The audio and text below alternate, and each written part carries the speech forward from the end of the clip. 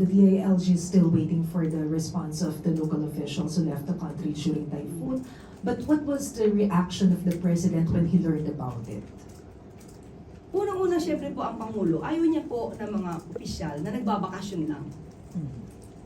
Pero kung ito po ay naka-schedule na, yun po ang magiging daan para ito'y paimbestigahan dahil po sila po ay pinababalik ng agaran.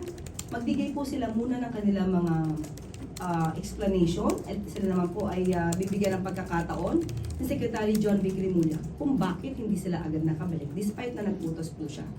So tignan po natin kung ang kanilang magiging rason ay reasonable, ay maaari po silang pakinggan. Pero kung ito po ay hindi magiging reasonable at nakaantala sa pagbibigay ng mag-agarang aksyon sa mga nasasakupang lugar nila para sa dito sa dumating na bagyong Uwan at Inon, doon po natin malalaman kung ano magiging desisyon ng DILG.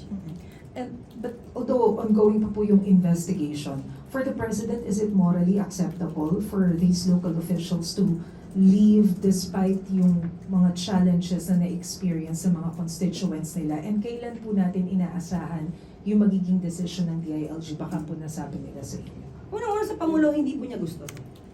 Hindi niya po gusto na ang mga liderato ay chill lang.